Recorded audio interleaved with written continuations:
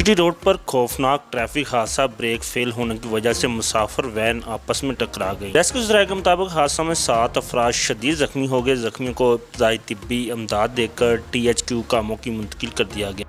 हमारे नुमाइंदे अब्दुल जब्बार अंसारी की रिपोर्ट के मुताबिक बाबा बोला पीर स्टॉप पर तेज़ रफ्तार टोयोटा ब्रेक फेल होने की वजह से मुसाफिर वैन से टकरा गया। खौफनाक हादसा के नतीजे में 7 अफराद शदीद जख्मी हो गए हैं, जिनमें एक शख्स अफजाल वल्द अब्दुस्तार की उम्र 45 साल बताई जाती है, जो कि हादसा में शदीद जख्मी हुआ है। जबकि दीगर जख्मियों में अल्ताफ़ हुसैन वल्द फ़कीर हुसैन, ज़ुबैदा बीबी, मोहम्मद इसाक, मुबारक अली, राशिद महमूद, फराज अहमद वगैरह शामिल हैं। रेस्क्यू 112 ने मौका पर पहुंचकर जख्मियों को इब्तदाई तिब्बी इमदाद देकर अस्पताल मुंतकिल कर दिया है। जबकि मौका पर मौजूद लोगों का कहना था कि जीटी रोड पर ऐसे वाक़यात मामूल बन चुके। ड्राइवर हज़रात मुसाफिर गाड़ियां सड़क के ऐन दरमियान में खड़ी कर देते हैं, जिससे आए रोज़ हादसा मामूल बन चुके हैं। शहरियों ने मुतालबा किया है कि हुकूमत पंजाब और ट्रैफिक पुलिस इन वाक़यात की रोकथाम के लिए सख्त इक़दामात उठाए।